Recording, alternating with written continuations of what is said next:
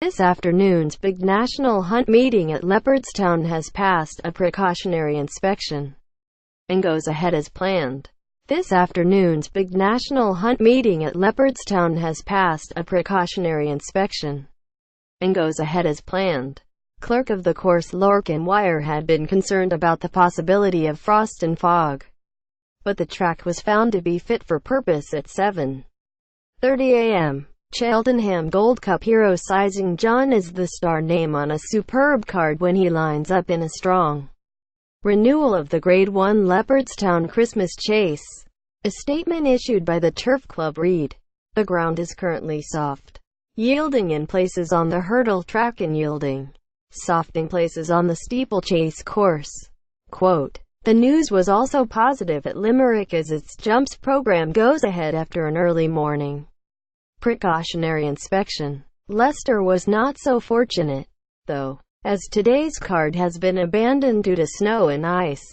Clerk of the course Jimmy Stevenson accepted on Wednesday that it would be a tough battle to get the meeting on after nearly 2 inches of snow fell on the track.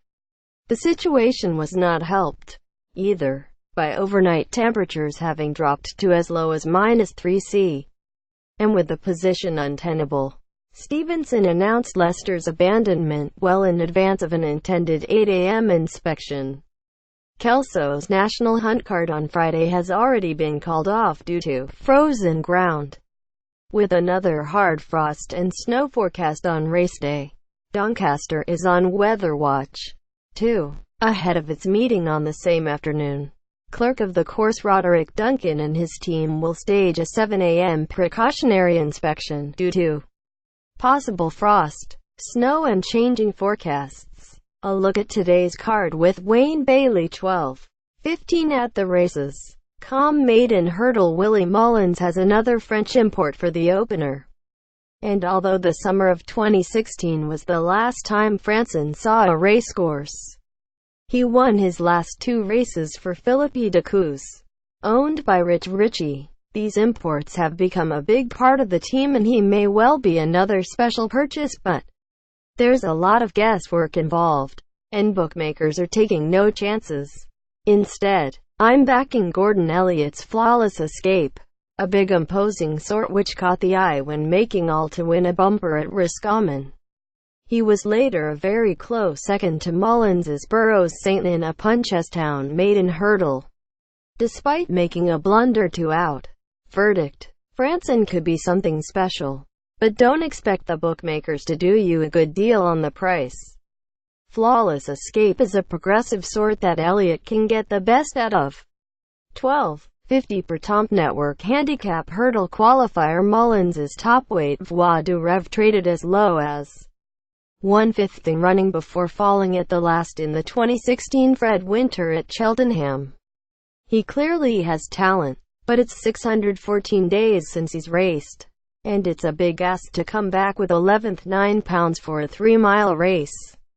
This is a wide-open contest, so a tentative each-way vote goes to one of the outsiders. Shannock.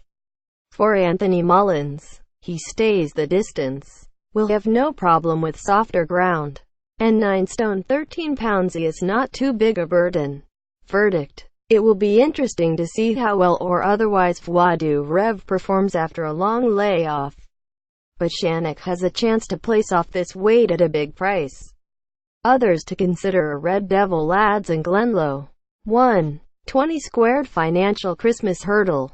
It was nice to see Jeski get back to winning ways at Tipperary recently, but he was out of his depth in Grade 1 company last time, albeit against the supremely talented Fahine, so this could be a match between Applesjade and Nichols Canyon. Applesjade is seeking a 5th win in a row for Elliott and she has the form in the book to win a race like this, but her price is quite restrictive.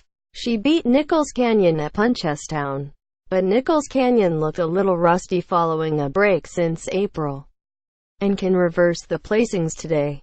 Verdict: Nichols Canyon wasn't at his best last time against Applesjade, but with run now under the belt, he can put up a real challenge.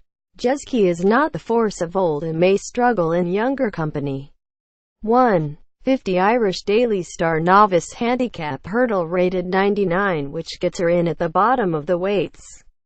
Tony Martin's Creeping Ivy catches the eye and was trading around 10/1 in the betting yesterday evening. She was disappointing over hurdles in a Ferry House handicap in October, but shaped well when placed on the all-weather last week, which should have warmed her up nicely. Verdict: Mouse Morris's Wigs on the Green has shown some fair form in maiden company and could go close here, rated 114. But Creeping Ivy looks laid out for this race, and market support will be a good sign. 225 Ballymaloe Foods INH Flat Race. There is very little to go on here, but Willie Mullins has a good record in this race, and Voix de Tiep is tipped to land the prize once again under son Patrick for the Closutton handler, having placed in a bumper here before. Whisper in the Breeze won a point-to-point in October and is related to some smart sorts, so should be thereabouts. Verdict: Active Force won a point-to-point and will be popular with Nina Carberry on board. Whisper in the Breeze also looks interesting too, but Voix de Tiep gets the nod for the Mullins team. The one concern is that he hasn't been seen since February.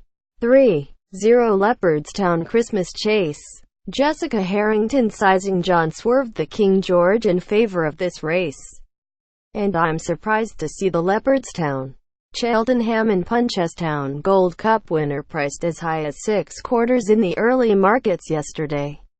He looked as good as ever when winning the John Durgan Memorial at Punchestown, 7 lengths ahead of Jockadam, and he's now 9/2 in the Annie Post markets for the Gold Cup at Cheltenham.